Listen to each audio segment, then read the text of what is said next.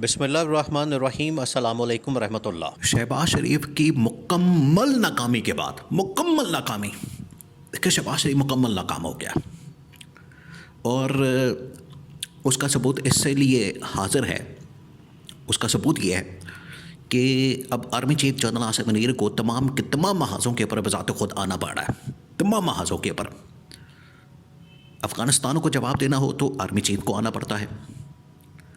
India की army chief ने पाकिस्तान के मतलब इतनी खौफनाक स्टेटमेंट दी, उसने पाकिस्तान को दहशतगर्द करार दे दिया। तो यहाँ का कोई वज़ीर मशीन नहीं उठा, ना शहबाज शरीफ उठा,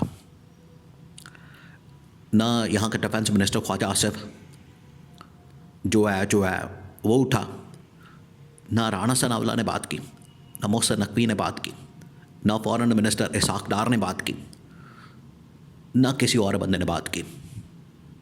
उसने पाकिस्तान को उड़ा के रख दिया इंडियन आर्मी चीफ ने, लेकिन यहाँ पर किसी की हिम्मत नहीं हुई कि वो उसका जवाब दे सके। तो जवाब किसने दिया? DGISPR ने। इसका मतलब है कि आर्मी चीफ ने दिया।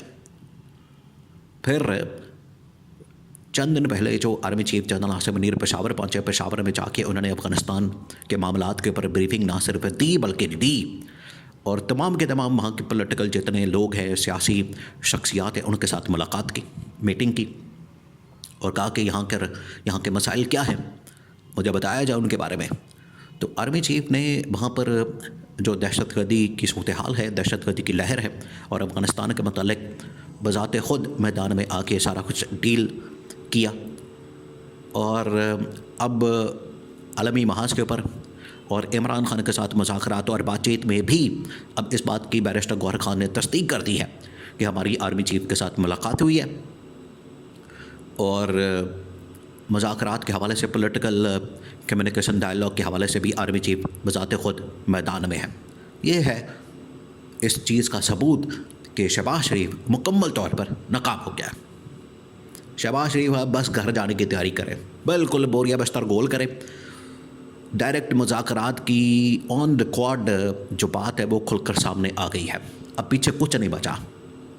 पहले तो हो रहे थे ना behind the scene, backdoor channel के ऊपर बातचीत, मुज़ाकरात, डायरेक्ट इनडायरेक्ट किसी के ज़रिए से मैसेज कन्वे करके ये वो इस तरह के बड़े रास्ते चल रहे थे।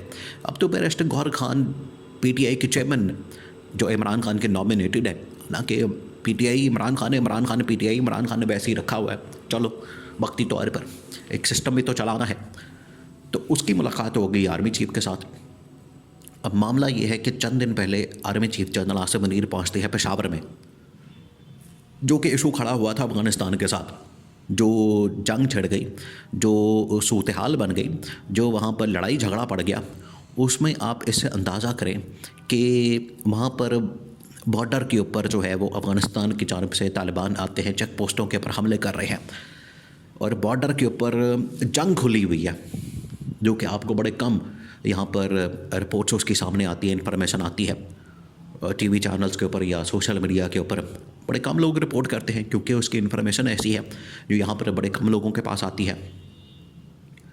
तो इस मामले के ऊपर क्या शहबाज शरीफ ने बात की, फॉरेन मिनिस्टर ने बात की, इसाक डार तो खैर हिसाब किताब से फुर्सत मिले, लोटा मारे से फुर्सत मिले तो वो किसी मामले के ऊपर बात करें। तो ना इसाक डार ने बात की, ना डिफेंस मिनिस्टर ख्वाजा आसिफ ने बात की, कोई बात नहीं कर सका। तो आर्मी चीफ को ना सिर्फ वहाँ पर ख़ुद जाना पड़ा, विज़िट करना पड़ा, वादी तीरा वगैरह, टांक वगैरह, फिर उसके बाद वज़ीरिस्तान वगैरह और जितने इलाके हैं वहाँ पर बसाते खुद जाके उनका विज़िट करना पड़ा, बल्कि पेशावर के अंदर उन्होंने फिर वहाँ पर मुलाकात की और मुलाकात के अंदर उन्होंने वाज़ेह किया कि हम किस तरीके से पाकिस्तान को आगे बढ़ाने के लिए यहाँ पर मेहनत कर रहे हैं।